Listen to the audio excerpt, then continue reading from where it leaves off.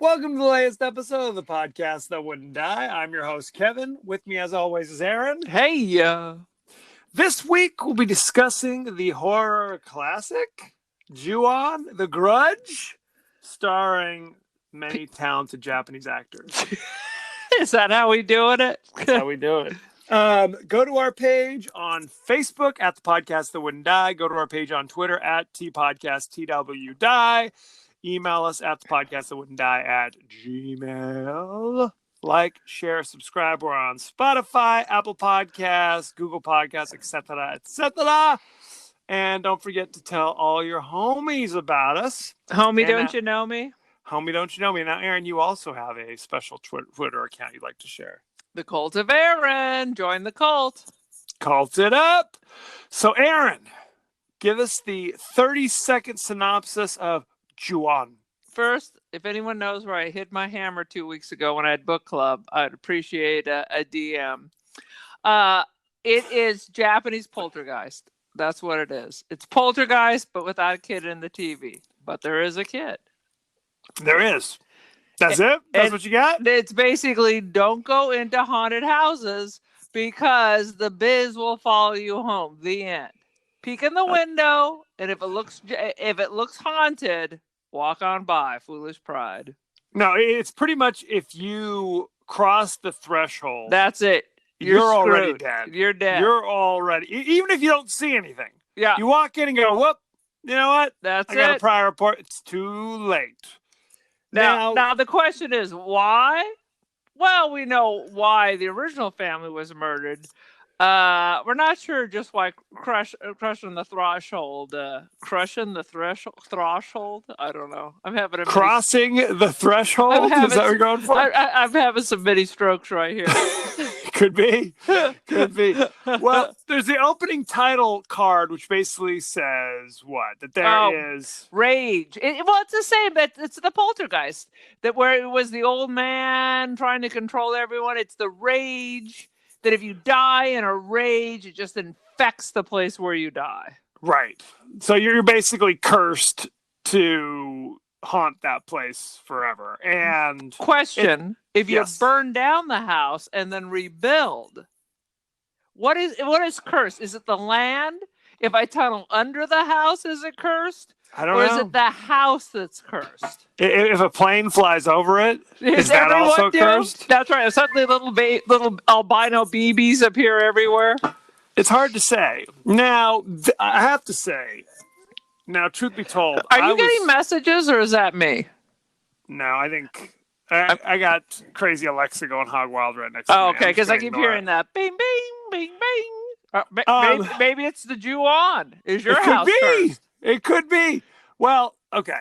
I was falling asleep watching this. I had to rewind it multiple times last night. See, no fault of the movie. And let me tell you, I was diligent because normally these movies are on and I start to lose interest, so I start checking my phone. But since it's subtitled, I had to pay attention. You do. You can't go look at other things. You can't be hitting Instagram at this when you're watching. You're like, I think I saw that dude in something, and let's Google it for 20 minutes. Oh, what happened in the movie? I guess it doesn't matter. No, and it wasn't him anyway. It wasn't after all of that. It wasn't him. Yeah. Well, part of the issue, number one, this kind of ghost story is very culturally Japanese, so it has much more of, I think, a hook for Japanese viewers than it would intrinsically have for American viewers, in my opinion. Well, and I think the other problem is this is an older movie. So we're already immune to now the creepy Japanese ghosts, which when they first came out, you were like, oh, the Japanese are so messed up. But now this is like, this is like a Jigsaw or something. It was like nothing now. Well, this director was on a hot streak. His name is Takashi Shizumzu. He had done the Ringu prior to this, which I also want to see because I've seen both American versions, Dark Water and Ringu, and of the two, the American Ring is by far the most disturbing. The Ring, to get off on a sidetrack, the American Ring is pretty good. Mm-hmm. It's pretty scary. But anyhow, it is solid. So that's number one. I think there's a cultural kind of barrier, number one. Number two, this movie is shot non-chronologically. Yeah, it jumps around. It jumps around. So times I was a little confused, but also I was falling asleep for the first half hour, and I had to keep rewinding. I'm like, who? What? Which character is this? From what I understand, and you can jump in and correct me at any time. And I will.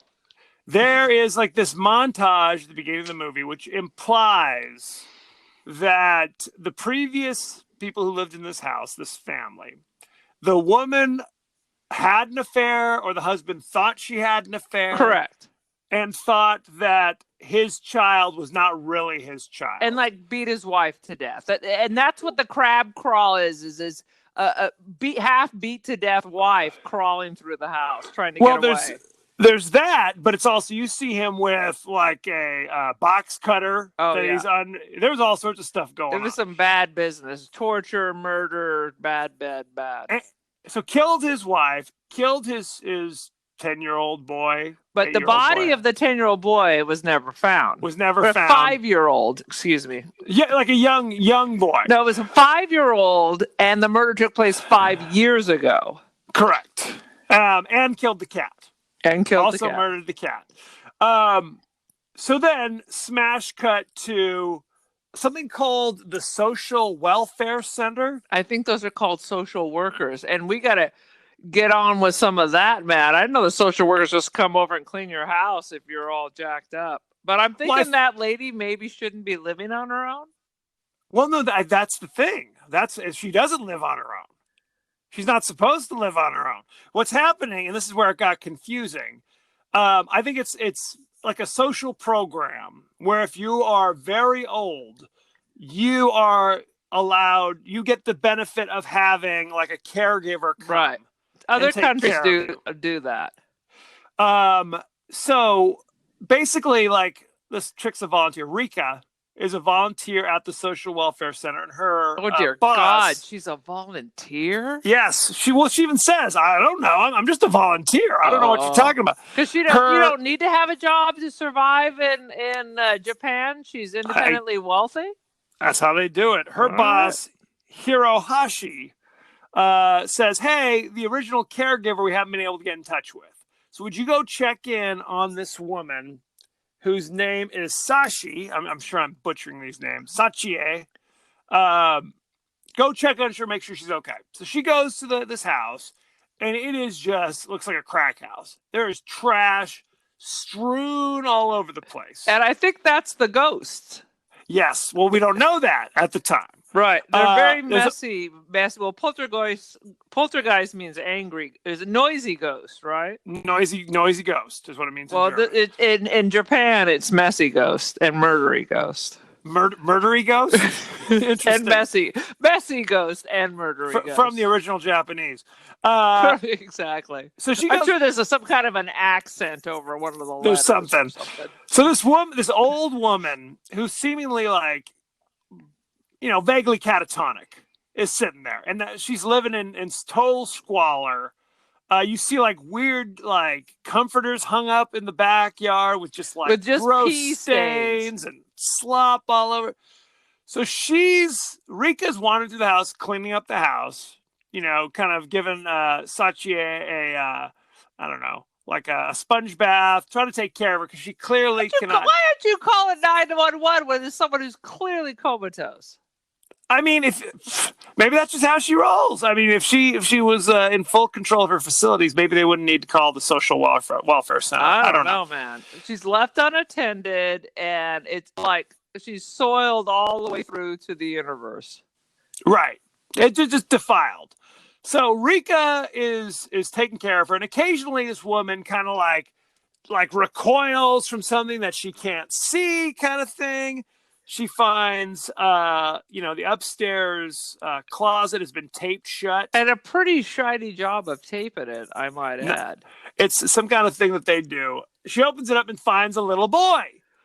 And a cat. She hears a cat. Here's the cat in the closet, finds the little boy, and then later sees like a dark shape hovering over the old woman. And then she kind of, and smash cut to another chapter. Now, this chapter actually takes place, in retrospect, takes place before the previous chapter. Now, let me ask you a question. Before, yes. I mean, you show up there. Wouldn't you call? I mean, I still don't understand why she at least didn't call her supervisor and like, hey, this is bad. And the other thing I want to ask you about this. Yes. This sounds like this happened really fast. Like, because the wife was complaining that the mother-in-law is mean to her, and that when the ladies come over or the helpers come over, she's always really nice to them so they don't see the mean side. And then all of a sudden, she's just comatose. The first time we meet Mom, she's already comatose. So we don't even know any of this. So it implies that literally the day before, this old woman was normal. Could be. And it's the same old woman. Did you make that connection? That it's the same old woman? Yes. It's the same old woman. So when Rika's there, there's no one else in the house as far as she knows. Right. Okay. So nobody knows that the husband and wife have just disappeared. Have just disappeared. Which, not their work, not their friends. Well, we don't know how much time has passed. Right. It's basically the initial murder took place 5 years ago. Most of the story seems to take place within a few days here, but then there's another time jump that occurs later. Did you notice that? That was really confusing. There's another time jump, and then the time jumps back. You're going up to the future, maybe 5-10 years, and then it kind of jumps back again. Yes. Yeah. You really have to pay attention to the names, because there's a scene where a character's talking to a little girl named, see if I can find her name. Crap. I'm never going to find it now. Named Izumi, I think was her name. Right. And then there's a teenager named Izumi. Right. And that's the only, obviously played by a different actress, but that's your only knowledge that, time has passed. Right. Because and if you're like me, half asleep, you're like, what? I didn't even put it together that the teenagers were in that same house. Yes. Because that's what I'm saying. This movie is confusing. Okay, so there's next chapter is a married couple with like the husband's mother, like you said, who's kind of infirmed. Right. This is the mother who's there all alone at the beginning. Yes. She is noisy at night. Okay, as far as they know. Right. The husband's sleeping right through it. The wife is pissed off. She's like, I can't sleep because your mom's making so much noise. Not to mention wrecking the house every night. You think someone's convalescent old mother is thrashing around? That wouldn't have woken you up. It's probably good they don't have children. The children would have fallen off the roof by now. Right. Well, you don't know if the child is their child. Right. At this point. You think if your that's their child. 5-year-old is thrashing around, I'm like, honey, go check the fucking kid, man. What's happening? Why is it me? If you have not seen this movie, you're sitting there going, what are they even talking about? Because this movie, this storyline is almost completely different from the American version. The American version is much more linear. Yes. It is much more of like, here's Sarah Michelle Gellar. She's the caregiver. She's the central character. The plot revolves around her. Right. Whereas this movie is not the way that rolls. No. It's not. It's like a series of vignettes, and each vignette has a separate character and how they deal with the same after they get infected by the curse kind of thing. Yeah. That's correct. Oh God! So they get up every morning and have to clean up the house again. Going, what the hell? Why is mom like it's normal? Throwing trash? Like they haven't heard of ghosts or like, hey, someone's broken into the house. But I don't like that husband. He was always, first of all, he looks way too young, and his hair was crazy. He looks like at least 2 other characters in the movie, so that was throwing me off. That's true. And he was just this unhelpful kind of wimpy dude. Well, he was basically the wife is home. Well, when he transformed, that was pretty good. It was like just with lighting, I think he just became this Dr. Jekyll, and you're like, oh, right, something bad gonna happen now. This happened a few times where there would be like a main male character would be like afraid of something, and then you just see like a shadow pass over their face. Yeah. and their change of expression, which was your signal that they've been possessed by the original husband, by the murderous original husband. Oh yeah. Psycho by the psycho husband. So husband's out at work all day, right? His wife's dealing with something. There's a scary stuff going on in the house. She's screaming. He comes home. And his sister's on his way over too, expecting to see a normal mother. And the sister looks like what is her name? Felicia Rashad's kind of Japanese version, of course. Okay, I'll take your word for it. So he comes back from work, and his wife is like catatonic. Well, the house is pitch black, and he was supposed to be there early, and his sister was coming, and all of that. So Tipper. They're expecting her to come and have dinner with them. So he comes home. The house is a sty. Again, like somebody literally picked up bags of trash out of the dumpster and walked through the house, just dumping it out wherever they went. Is basically what it looks like. At one point earlier in the show, mom's taking a nap, and literally something comes by and just knocks over her tea and knocks her biscuits all over the floor. And that's what wakes her up. And then she blames the old woman who's in the exact same position she was 5 hours ago. So in a fugue state, So I'm not sure how she put all that together. No, there's a lot of this movie's big on somebody's like opening like a door and you see somebody like walk behind them. Yeah. And it's usually like, oh, there's the little albino ghost child walking by kind of thing. And see, and what I think viewers right now would be like, oh, yeah, that's no big deal. When this came out, this is all cutting edge freak stuff. All right, this is 2002. Yeah. 2002, this was big. Like you'd see like the little ghost child. But I'll tell you what. The popularity of these Japanese movies changed horror. Horror movies. You just don't even understand. Horror was getting a little stagnant, and the popularity of these Japanese creatures really electrified horror again. Right. Well, and that's I'll say this again. There is something uniquely cultural about the look of these ghosts. Like these are kind of archetypes in Japanese folklore. And the Japanese are more inclined to believe in the spirits. There's spirits of, spirits of the house, spirits in this. So, I mean, they're more sensitive. So you would think in this freaking movie, they put it together. Hey, we got something going on in the house. Right. They do not. But it to me, them ignoring the fact that there's something demonic going on is akin to every one of our movies where the heroine puts the knife down and wanders off. Right. Oh, absolutely. Oh, no question. So he's possessed. The sister walks through the house, appears at the door, saying, hey, I thought we were having dinner. She's got groceries. He promptly mumbles something like, oh, my wife was cheating on me. My son is not really my son. And she's just like, what? What are you talking about? Because they don't have any children. Right. So she's like, what are you talking about? And he kicks her out to hit the road. So smash cut. Now she's at work. And now she's starting to hear things. Yeah. And she's starting to see things. And, so it's almost like the plague. Can I do what she hears? What? Go for it. Yes.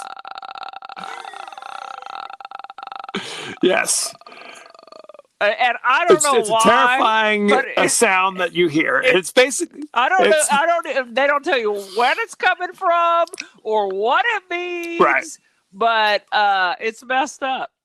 Well, the little ghost boy doesn't say anything. He just kind of looks at you with his scary face. But once in a while, he'll open his mouth and then meow at you, which is terrifying. Yes. Then you've got the mother, who you see less frequently. Oftentimes, you'll just see like her long black hair, kind of like The Ring, long black hair hanging in there.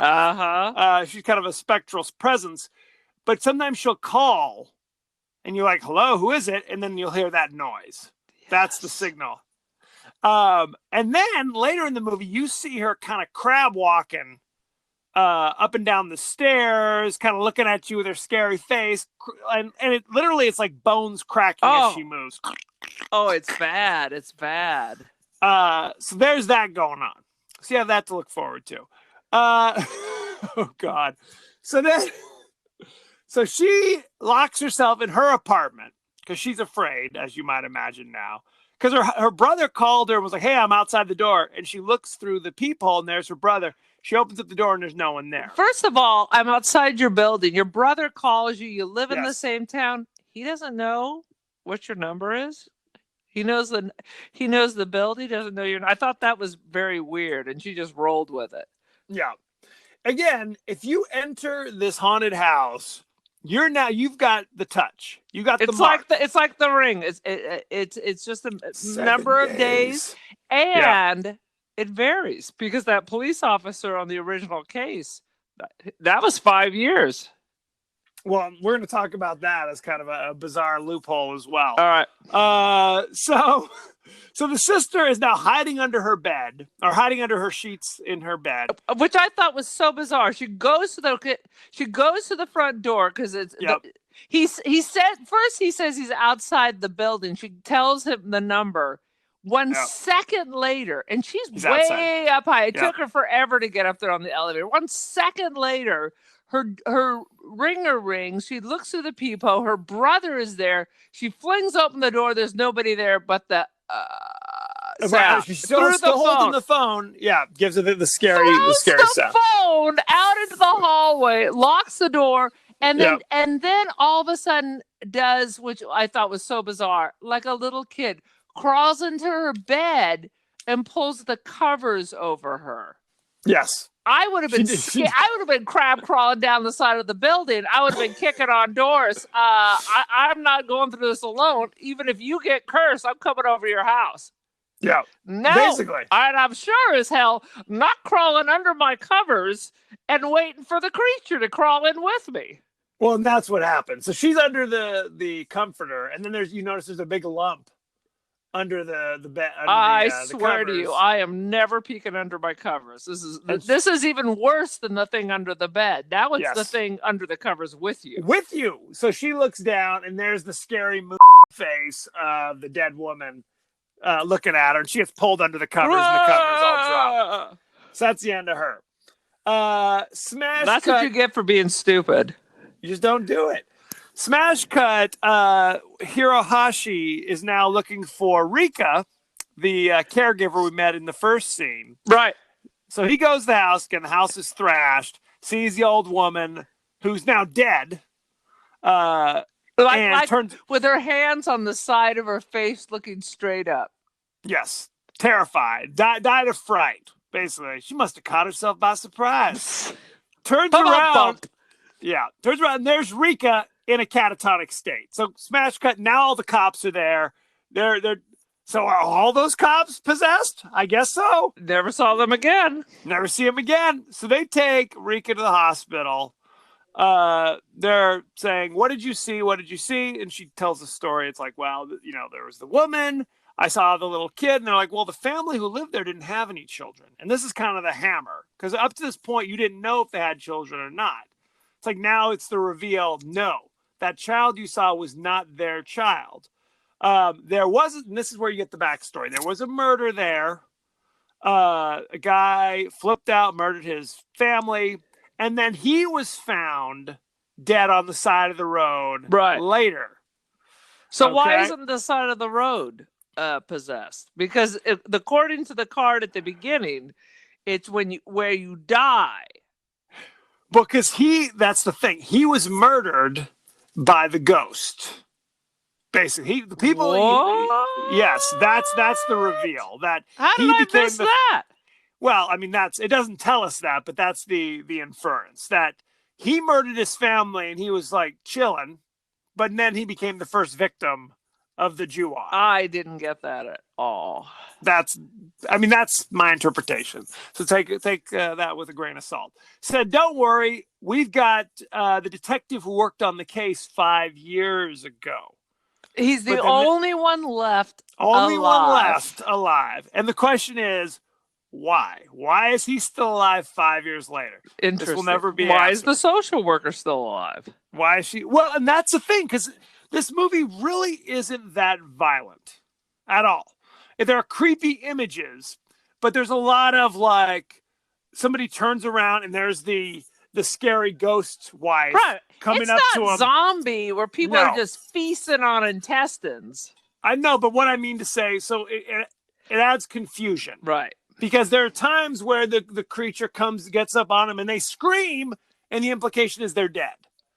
But there are times where the creature comes up, scares them, they scream, and no, they're just in a catatonic state, or they're fine. You'll see them later in the movie. You know what I mean? There's some inconsistency. Let's just say that. So the detective who's working the case however many years ago, I think his name was like Tamayo or something, Toyama, he is playing with his daughter in the park, Izumi, when the current detectives walk up and want to talk to him. He's like, I don't want to. Yeah, he immediately tenses up. I thought he was like Yeah. some kind of criminal because you didn't really know who he was. But as soon as they walk up, he immediately put the child behind him as if to protect her and sent her home before they could discuss anything. Right. And he's basically like, I'm not even a detective anymore.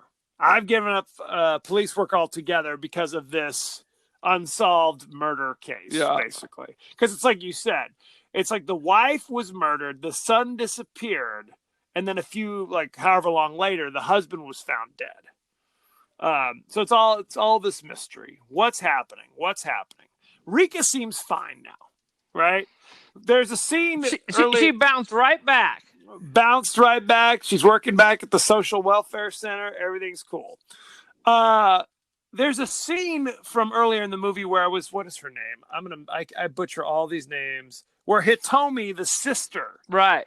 Felicia Rashad. I'm not going to call her Felicia Rashad. There's a scene where like a security guard went, like there's a video. He's wearing. Did you notice he's wearing a uniform that appears to be about 25 sizes too big? Well, and he also looks like he's part of the Gestapo or something. It's like he's literally a security guard. He's got like epaulets and like the cord that wraps around. The Japanese like their pageantry. It's very strange. So there's a scene where he's walking down the hall to investigate something, and he is killed by, the dark figure with the long hair, the ring or wwhatever. And he never entered the house. Why is he? Cross-contamination. I guess something. So Toyama is now seeing all this, and he's like, okay, despite my best efforts, I'm going to go back to the house. And I'm going to burn this mother down. And I'm burning it down. Which sounds like a fantastic idea.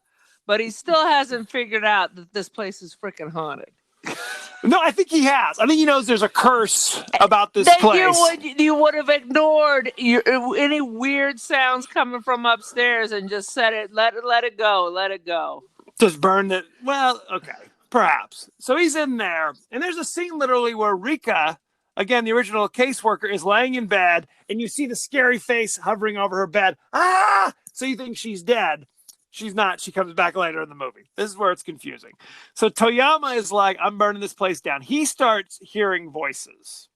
And he goes up, looks outside a door, and it's like broad daylight, and these teenagers are messing around in the house. Right. Teenage girls hanging around, talking smack. One leaves, looks directly at him, and bails out. And we later discover that's his daughter 5 years in the future. His future daughter. His future daughter. Well, it's current daughter 5 years in the future. Yes, that is correct. Exactly. The daughter he currently has is now a teenager in the future. Okay.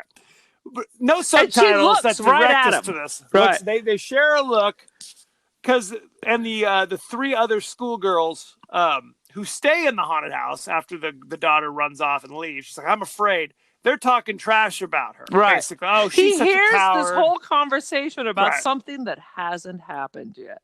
Yes. A future echo. So they're talking trash about the daughter. Oh, she's a coward. Wait, what's that noise? What's happening? Ah! So he's like, oh, that was weird. That's a strange occurrence. Mm-hmm. Then too late. So then he turns around and the wife doing the crab walk chases him down the stairs. He starts screaming as she's about to get him. The two cops run in, grab him, say, what's wrong? And he says, let me go. He runs out. The cops go, that's strange. turn around. Here they comes see the her. crab. She screams, "Ah!" Or they scream at her, and she gives them the scary look. And you never see them again. Nope. Okay. So now, oh God. Maybe they're in the attic. So maybe they're in the attic. So now we've got the teenagers walking around. There's the one girl who's later revealed to be not the teenagers that were upstairs, because no, in the future gone. they're missing. They're now missing because the one daughter, the teenage daughter, and her two other friends. They all looked exactly the same because they're all wearing the same like schoolgirl uniform. We see the girls for 5 seconds. It's easy to get confused, and I did. The daughter's looking at the kind of missing friend. Have you seen these girls?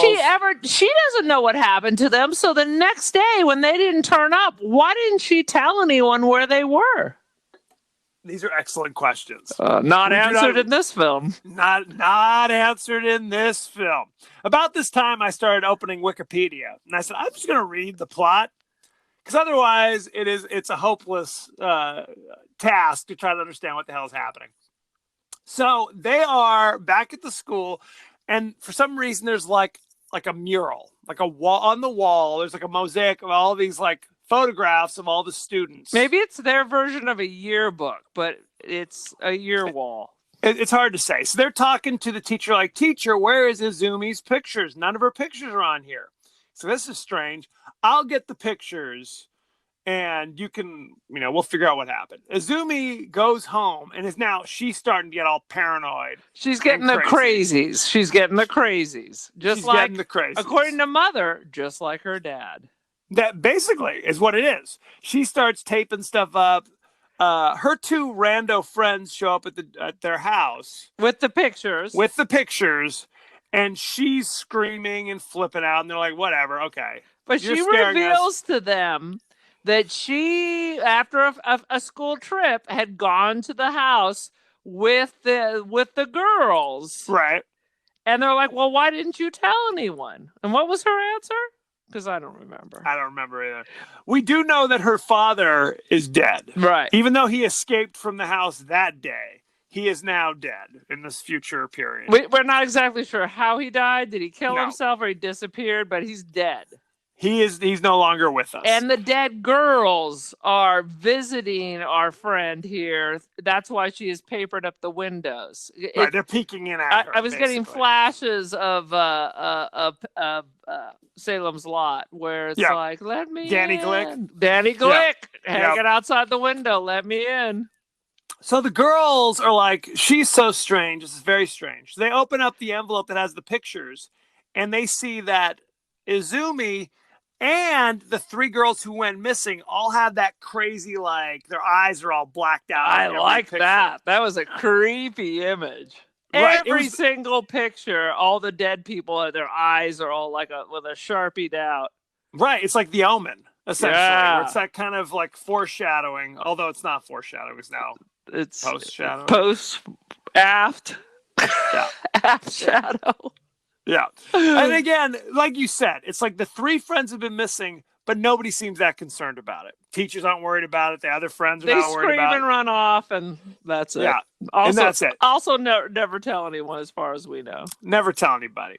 Now, they don't cross the threshold. I mean, they cross the threshold of her house. So maybe is that bad enough? I don't know. We don't know. Izumi is later killed by her ghost friends who chase her, and she backs up to like this shrine that they've built in like one of the rooms to like honor her father who's missing, and then the ghost hands they're come out Shinto or something, and suck her right into the little shrine for her father, which now has a little something for her. In fact, when they pull away, you saw the little ghost images of her father's face and her face. That was kind of cool. They pop up, so it's a scary thing. So now, smash cut back. New chapter. Rika is now running around. Everything's cool.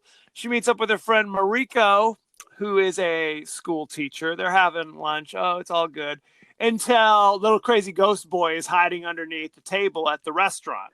And sometimes ghost boy looks like a regular little sweet boy. And sometimes he looks like he's dipped in paint with black eyeliner, and that's when he's scary. So now I'm just going to run away from little Japanese children from now on.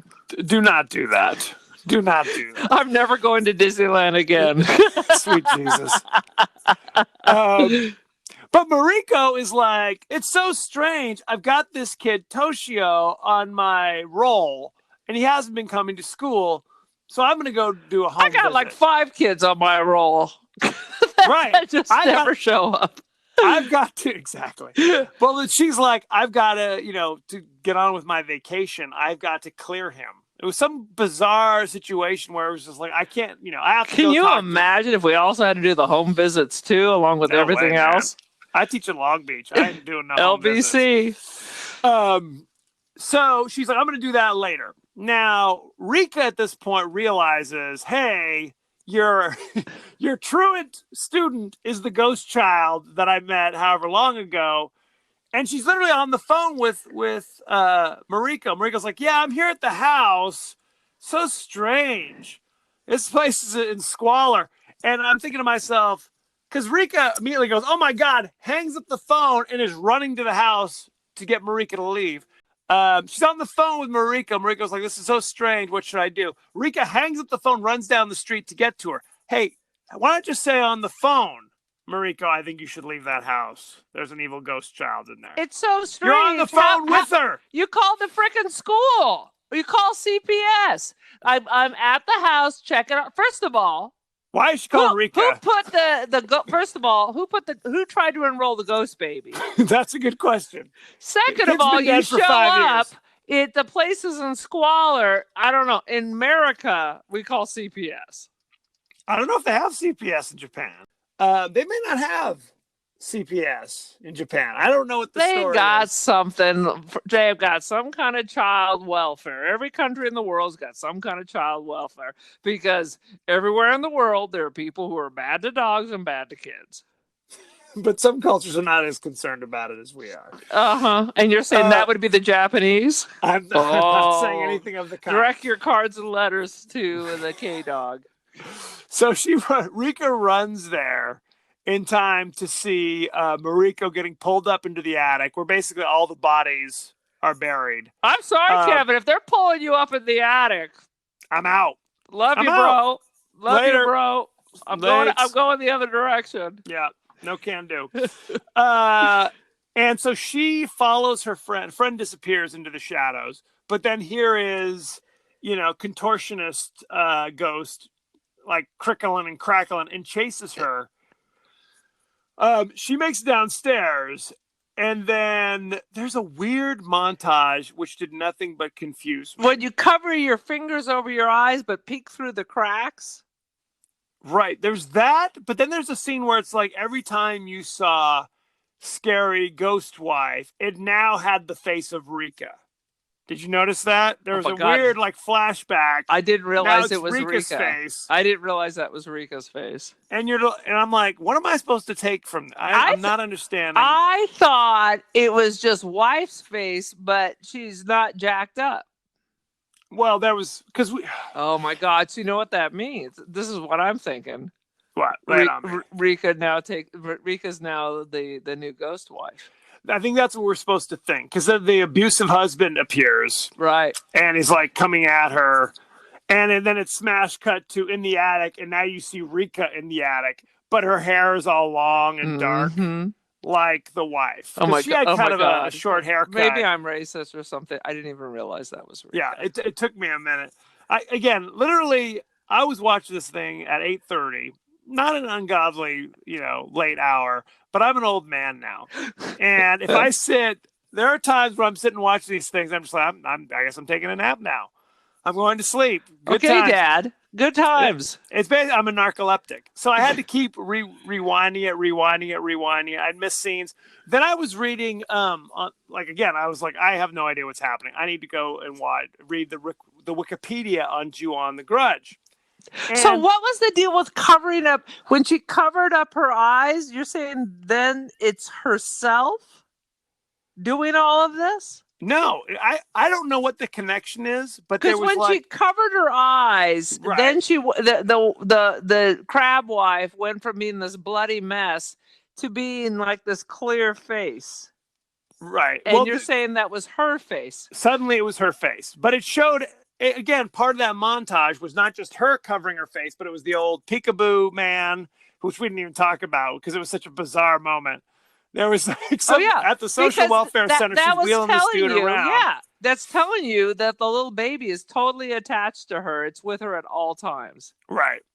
Basically is what it is. So she is now the new mommy ghost creature or whatever the hell it is. It's hard to know. But I literally started reading the Wikipedia, which gives you the full plot, but it gives you the plot chronologically, which is not the way the movie is arranged. Oh, no. So I'm reading, I'm like, did I miss this scene? I was like rewinding things. I'm like, I don't even see that. But because there's a scene where it's like now like Tokyo is like a wasteland. Did you notice that? Where it's just like, no, what was that? It's like a 2-second scene, like on her way to meeting Mariko for lunch, where it's just like missing person flyers kind of blowing through the wind. Oh, I did see that. I just thought so much time had passed, everyone had forgotten about them. No, I think it's just because it's like, I keep comparing it to like the plague, where it's like the moment somebody is connected to this, then you meet somebody else, you almost pass it on to them as well. Okay. It's like coronavirus. It follows. It's the corona. It's the corona. That's what it is. It's the exact same thing. Again, perhaps I was half asleep and therefore I was less affected by it, but I found it more confusing than scary. That's what I put on the poster. What did you think? Yeah, I think you're right. I definitely and I hate when people do this, but I think I like the American version better. I remember liking the American version, which is directed by the same guy. Good. This is directed by the same guy. They said, "Dude, trim this biz down, make it a little bit more sense." Well, again, directed by the same guy. It takes place in Japan. Has the same actors playing the ghost people. Made it more linear. Yes. And threw Buffy the Vampire Slayer in there for good measure. Just to get you to watch it. Well, he said that he made the remake, which came out like 2 years later, in a way so to fix the mistakes he felt he made in the original. Is what he said. He was smart. I guess I didn't realize it was the original. I knew it was a Japanese director, but I guess I didn't realize it was the original. Well, let's. Do you have any other observations? Should we jump right into behind the scenes? It was a little long. But it wasn't. It was like an hour and a half. But it wasn't some ungodly amount. It felt like it was much longer. Yeah, this was actually the third of the Ju-on series. If you know that, I did not. Tell. There were 2 low-budget movies that more or less went straight to video. The first one was just called Ju-on the Curse in 2000, and later that same year, Ju-on the Curse 2. And those storylines are continued in this sequel. Okay. So there you have it. Now, it was such a hit, and with the success of the Ringu and how that became the successful movie, The Ring, which was dynamite. The Grudge. Now, where The Ring, like we said, whereas The Ring, they made it totally Americanized, like American characters in American settings. Oh my God! This one, they kept it the same. The mood for the American version of The Ring, it was so unusual because I saw The Ring before I saw The Grudge. I did too. It was just so unusual, and the mood and everything was a blue filter. It was so oppressive and dark, and it was wild. It was a wild. It was good. I mean, we can add that to the rotation because the Ring. I haven't seen Ringo, and we'll probably see Ringo at some point. I haven't seen it. I'd like to see it. But the Ring, the American version, was great. Yeah, it was scary. It was scary as hell. It was. I have a soft spot in my heart for ghost stories. Yeah. Ghost stories are arguably the scariest movies you'll see when done well because there's not much you can do about it. Yeah. If there's a ghost, sorry, what you gonna do? Hey, when my Fitbit was telling me I was waking up 9,000 times a night, one of my friends suggested I set up a recorder to watch myself sleep. God. And I was like, oh, hell no. I know it's paranormal activity. Yep. It's Ringu Baby dancing on my head. If these things are going on, I want no confirmation. I don't want to know. I don't want to know. Out of it. Keep it to yourself. Get the Warrens out of my house. You're telling me. So it took the ghost people 2 hours each to apply all their makeup, which was largely just white, like pancake all over their bodies. You know what? All you have to do, and this is what I did when I was the Ring for school 1 year. And you're always the Ring. I actually taught class in full Ring gear. I wore a wig backwards, and then I just continue on with my lesson. But you know what I did is I just took that hair in a can. I did the white, and I just sprayed my frickin' face, and it came across fantastic. It looks so disturbing. Lovely, lovely. So the characters of Kayako and Toshio are based upon the Japanese legend of Onryu, which is a vengeful spirit.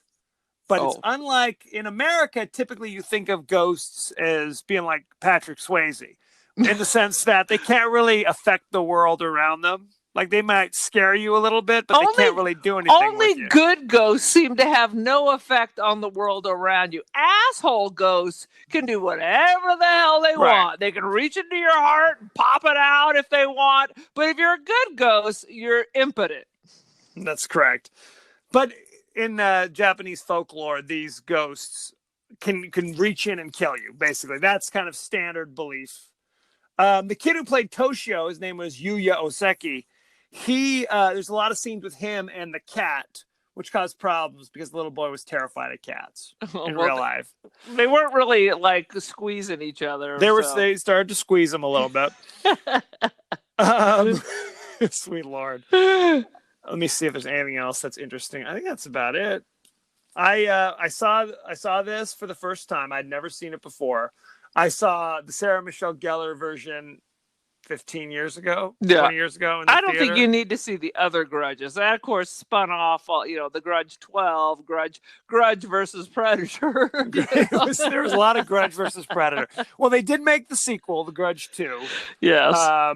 Which was not as successful. And earlier this year, they did kind of what they call like a sideways sequel or remake. Wait. They redid Sideways, but with the Grudge? That's correct. I would pay for that. Thomas Hayden Church. It's very shocking. and that kid from The Grudge, who apparently has never aged, he's still 5 years old. That's 20 years later. They had to recast, sadly. It's basically somebody was in Japan, like in the course of the story, crossed the threshold, and then flew back to America, and basically is now spreading the ruckus here. They just happened to like tiptoe in and then run to get on a plane? Something like that. So there you have it. It came out earlier this year. I don't know anything about it. So. I didn't hear nothing about it. Check it out. So there you have it. Any other thoughts and feelings before we move on with our lives? A couple of times there would be this high-pitched sound that they would hear. Yes, they would. Yes. And all I was thinking was, I hear that sometimes too. It's like The Quiet Place. It's like The Quiet Place. So I'm wondering if clearly, I'm going to go look up in my fireplace. Maybe there's one in the chimney, but there's clearly a little Grudge baby running around here because every now and then I'll get that high pitch, like you get feedback in my old rotten eardrums. Do you ever get the just what I call my brother? Basically. The final body count for this movie. You want to take a guess? 12. 17, including the Psyche family and their cat. So there you have it. Every character you meet in this movie, spoiler is dead. Alert, dies. Because if you come in contact with this curse, you're dead meat, Pilgrim. Yeah. That's it. That's all she wrote. So there you have it. Thank you for joining us. Go to our page on Facebook at the podcast that wouldn't die. Go to our page on Twitter at tpodcasttwdie. They are different, so you have to subscribe to both. Email us at the podcast that wouldn't die at gmail.com. We're on Apple Podcasts, Spotify, Google Podcasts, etc., etc. Like, share, rate. If you're going to give us a 5-star, do not rate if you're going to give us a 0-star. Tell a friend. Make your mother listen to it. Please subscribe. Email us if you disagree. If you have any thoughts and feelings. Yeah. Exactly. You just want to rap in a safe spot. This isn't it. If you just want to rap. If you just want to exactly. If there's something weighing on your soul, you just want to get off your chest. This ain't the place for you. You'll get this. You will get that. It's a sad situation. So thank you very much and be well. Deuces.